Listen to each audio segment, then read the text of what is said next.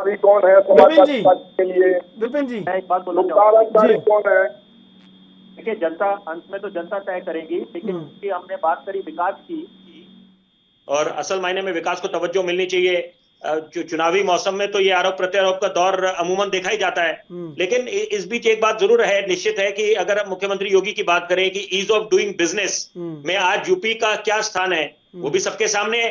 Ease of doing business की बात करें और ईज ऑफ लिविंग की बात करें, उसके बाद कितने एयरपोर्ट का निर्माण कार्य चल रहा है, एक्सप्रेसवे की बात चल रही है, कितने बने एक्सप्रेसवे, कितना मेट्रो रेल प्रोजेक्ट का विस्तार हुआ है, तो ये अपने आप बातें। और बाकी जो दूसरी तरफ अगर बात है, सरकार विपक्ष घेरने का काम करती है कि भाई किसान आंदोलन जो इतने समय चला, लखीमपुर खेरी की घटना हो गई, उन्नाव की घटना हो गई, हाथरस की घटना हो गई है, वो अपनी जगह बात दुरुस्त है।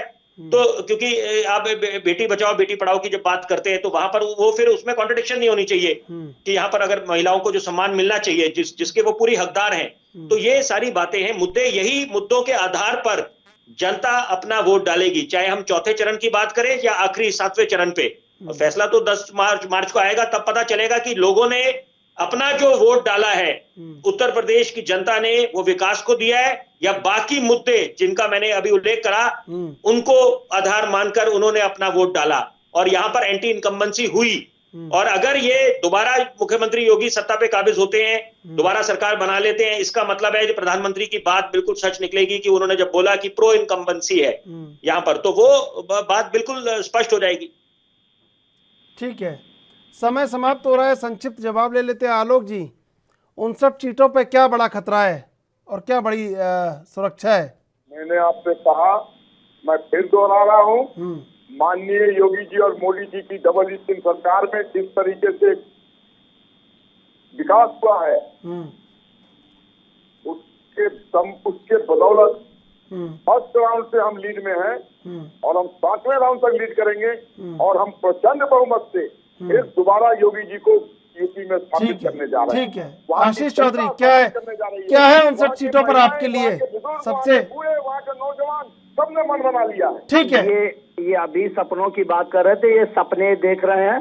यहाँ 59 सीटों में कम से 57 से 58 सीटें भारतीय जनता पार्टी के हटाकर और ये समाजवादी पार्टी सीटें जीतने जा रही है और उत्तर प्रदेश में समाजवादी पार्टी सरकार बनने जा रही है। ठीक है, विपिन शर्मा जी, राजनीतिक विश्लेषक है आप, ये तो बता दीजिए लोगों को कि ये राजनीतिक दल जो कहते हैं वो करते नहीं है और अवाम जो है वो ड्योढ़ी पर सिर्फ हुजूर बजाने का काम आती है 5 साल, बाकी 4 दिन की चांदनी है, फिर अंधेरी रात है अवाम के लिए। बस ये तो बात जग जाहिर है, कोई शक शुमा नहीं है। मैं पूरी तरह से आपके साथ इत्तेफाक रखूंगा क्योंकि हकीकत यही है और ये कड़वा सच है कि यहाँ पर जब चुनाव का मौसम आता है तो वहां पर लोक लुभावने सपने दिखाए जाते हैं और ऐसा जताया जाता है। हर एक राजनीतिक दल पे बात लागू होती है कि आपके अब अच्छे दिन आ जाएंगे, सारे अधूरे सपने पूरे हो जाएंगे, जितने काम विकास के अधूरे रह गए वो अब 5 वर्ष हमारे को दीजिए और हम लोग बिल्कुल कायाकल्प बदल देंगे।